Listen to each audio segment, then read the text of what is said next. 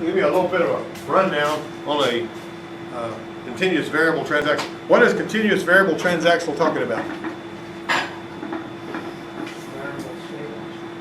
Well, it's not just that. Have you guys ever ride a go-kart and watch those pulleys? How the pulleys, whenever you take it, the pulleys on one end to go in and the other end to go out, and it changes the gear ratio automatically? You ever seen that on a go-kart? Like, I mean, it basically does that. It's sort of like what some of these continuous variable transaxles do. Now, the ones in a hybrid basically use a planetary gear set, and the planetary pinion carrier is bolted to the engine, and then the two motors are, one of them's hooked to the sun gear and the other's hooked to the ring gear, and that's how those work. And the electric motors can turn backwards or forwards or whatever direction they need to go to give you your various ranges, and that's all done computerized. But in this particular case, this particular continuous variable transaxle, you know, the people that hadn't had good experience trying to repair them might call it Center for Victims of Torture. They might say that's what CVT stands for, right? And then Certified Veterinary Technician, you know, and all that are continuing vocational training. So, but anyway, the simple fact was there's all kinds of stuff you could come up with for CVT. You know, chemical vapor transport, which means that it was full of hot air, right? So the long and the short of it is, you basically, if I can get that thing to go to my next slide, and I'm not going to be able to do that unless I hit slideshow, view from current slide. I'm going to have to bail out of the slideshow in a minute to show you guys a video that's really important. All right, this is a picture of the transmission that you're going to see here. This is the M4V4 Honda Civic HX, and that's the engineering design of this one is totally different from all the rest of them, so we start with that one. So a dual mass flywheel drives the input shaft instead of a torque converter. Now, has anybody ever heard of a dual mass flywheel? A dual mass flywheel is. You gonna know what it is? What is it? What's a dual mass flywheel? All right, you're gonna know in a minute. Input shaft delivers power to the primary pulley via a forward and reverse clutch. But this particular little shaft right here is hooked to the engine via a dual mass flywheel. All right, now let me do this for a second, and I'm gonna pull this video up, and I'm gonna show you guys a dual mass flywheel. All right, watch the dual mass flywheel. All right, this is the parts of it going together. This is very short, very to the point. You'll understand what's going on. That looks kind of like a clutch disc, doesn't it? All right, you got a flywheel ring gear. Now we're going to assemble all those parts. We're going to put that in there. We're basically going to put springs in there. We're going to put that little center part that's pegged into the outer. Then we got a ring gear on there. All right, now we're going to spin it really, really fast. And now we're going to see what's going on in there. See how them springs are taking the torque? You got that, right? See how they don't exactly follow it? Basically, it's giving you a cushion for the torque on that thing. Now you understand what a dual mass flywheel is, right? Okay, slideshow from current slide. Not on that one. But I will tell you that a flywheel basically is sort of supposed to store energy for the most part. Now, why don't you need a flywheel, a thick, heavy flywheel on an automatic transmission?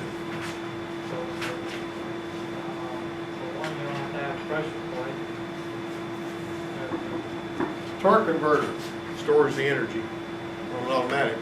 That's why it's just got a really thin flywheel. All right, so here we've got, this is sort of what the, see that one out there is a little more complicated than the one we watched our animation of. This one here has got some, you know, gears in there and that kind of thing. The first place I ever saw a dual mass flywheel was on some of your Power Stroke diesel Fords have dual mass flywheels in them. And those things would start acting up and it would feel like an engine miss when there was no engine missing. It just drive you up the wall trying to make that work. All right, so the first experience that Wayne, the guy that wrote this article, ever had was basically was this one that we're looking at here. Now you can look at the little bullet points on here. It quiets the noise of the transmission, varies depending on application, and allows maximum movement and inertia to be increased without increasing the mass to be shifted.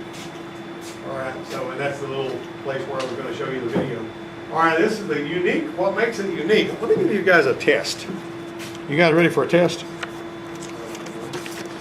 All right, here. Take one of those and pass it around to your partners. And y'all be watching while we go, just for the heck of it.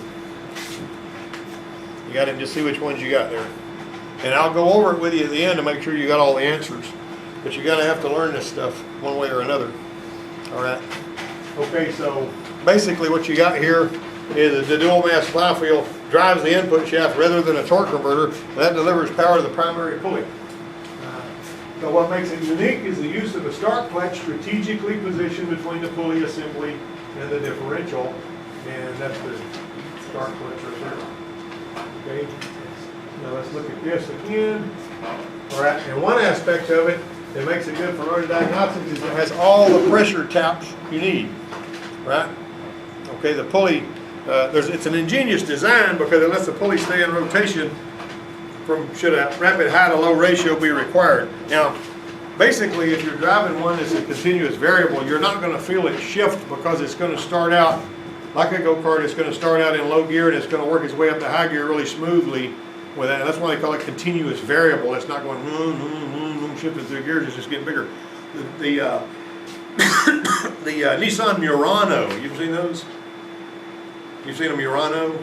You know what that is? It's a crossover. It's a little Nissan crossover. For years, they've had continuous variable transmissions in them.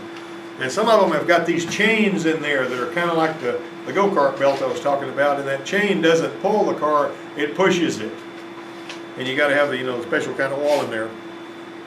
All right, so the excessive release and apply of the clutch there, you might think it would fail sooner than it does, but good clutch cooling control and clean programming are major factors that keep it operational. All right, the transmission was a good transmission to start learning diagnosis and repair for Wayne anyway, even though it functions differently from the others. Now, all of the taps are identified. You see that little words above there? See that SC? What does the SC stand for? Anybody been listening to what I've been saying? What would SC stand for?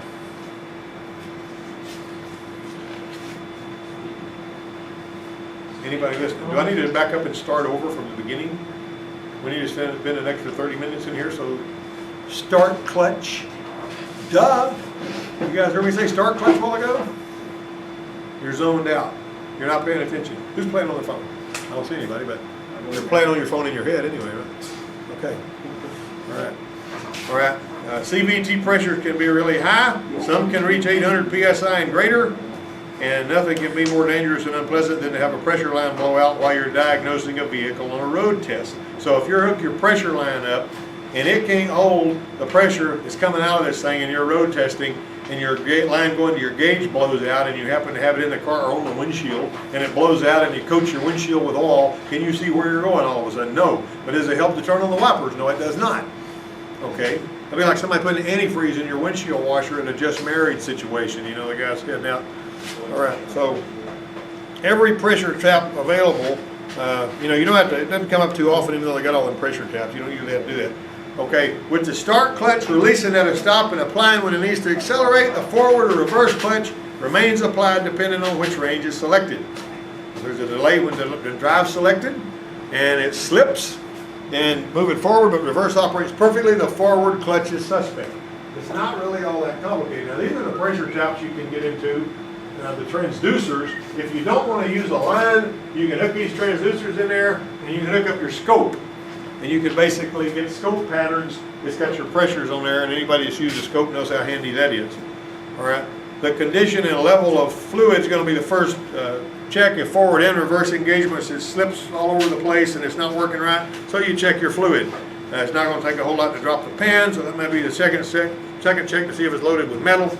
If the pan check doesn't reveal serious damage, you do the pressure testing of the start and clutch and pulleys. And if only delayed forward and reversed engagements are symptoms, but it drives reasonably well, the start clutch might be suspect. Okay, here's your pressures right here. Forward clutch is checked in the D range at 1500 RPM. I'm going to give you guys a pop test on this tomorrow, especially the guy that's playing on his phone. Okay, reverse clutch is checked in the R range at 1500. 203 to 253. Drive pulley is checked with the neutral range. These are your different pressure ports, right? 28 to 101. Driven pulley checked with neutral at range. That's in the neutral range, both of those. 218 to 334. You can see what the pressures are. Start clutch is checked in the D range at idle, 35 to 40. Then your start clutch in the D range at stall, which means you're wide open, holding your foot on the brake. And the lubrication is checked in the end range at 3,000 RPM, should be 30 PSI. All right, you got some special tools here you got to do. However, let's back up and say if it's got a stored trouble code initiating fail-safe, you got to use an oil pressure gauge or transducer that measures 711 PSI or more when measuring drive pulley pressure and driven pulley pressure. All right, so what does the transmission computer usually do whenever it needs to protect the transmission? I know, but what does it do with the pressure? Which way does the pressure go whenever the transmission control on the normal automatic transmission, which way does it go when it's trying to protect the transmission? All the way. It pops it to the top. Why does it do that? So it puts more pressure against the clutches so they don't slip and it doesn't destroy itself. That's why I was going so deep into this business about whenever I was talking to Brian, if you leave that one line loose, that one throttle valve cable loose from the throttle body when you're doing a transmission service, or if you're doing some kind of throttle body work that ain't related to the transmission, you can cause them to burn the transmission up by leaving that one cable loose. Because as you go in and it pulls that cable, it raises pressure.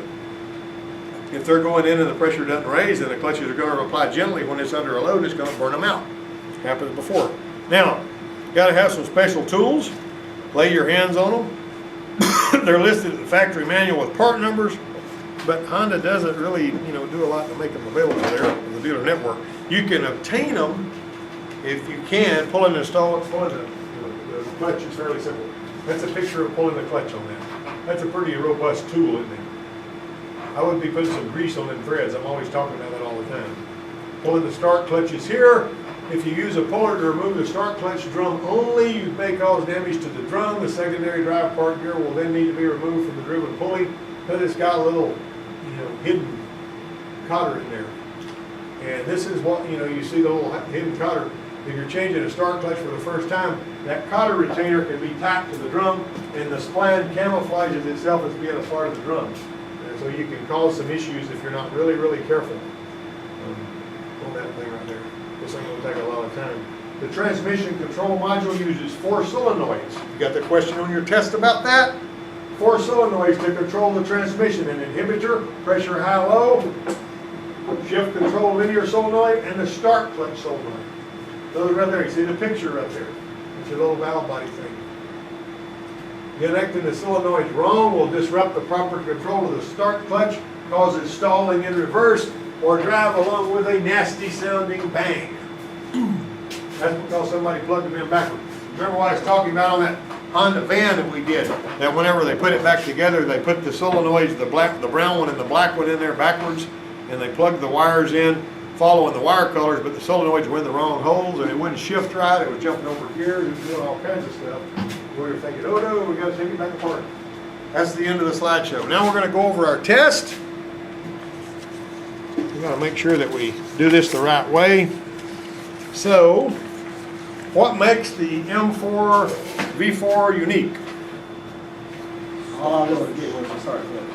Huh? All I was able to get was the start clutch.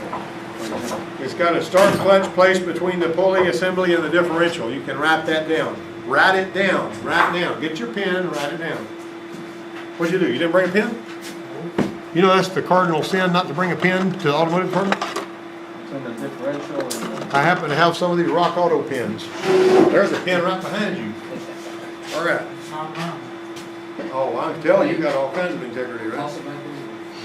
That heat shrink and not yours either, was it? All right. CVT pressures reach what? How many PSI are we talking about? The CVT pressure? 20 to 253. Huh? 20 to 253. 800 PSI. And that's going to be in fail-safe mode. That's not when it's operating normally. That's how high it can go. All right, question number 3. On this continuous variable transaxle, if there is a delay when drive is selected and it slips moving forward yet reverse operates perfectly, what would you suspect? Forward clutch. Good answer, Zach. Okay, number 4. If there's a problem with forward and reverse engagements, everything slips, what should you do first? Yeah, the condition and the level. See what it looks like. Okay, number 5. If the transmission control module has stored a trouble code initiating fail-safe, which oil pressure transducer should be used when measuring drive pulley pressure and driven pulley pressure? What particular one? I remember saying these words. Start clutch. No, you should use one that measures 711 PSI or greater. Because it can go that high when you're in failsafe, right? Number 6. What should you be aware of in regard to the way the start clutch is held onto the driven pulley shaft? Snap ring. It's held by a snap ring, and underneath the snap ring are cotters covered by a cotter retainer. Number 7. For the M4V4 continuous variable transaxle, what are the 4 solenoids used by the transmission control module? Shift control inhibitor, pressure high or low. Yep. Sorry. Shift control linear Start clutch. and a start clutch solenoid. And finally, number 8, look at that picture. What's wrong with this picture? Backwards. The solenoids are connected backwards. All right, does everybody know more about continuous variable transmissions than you did before you started?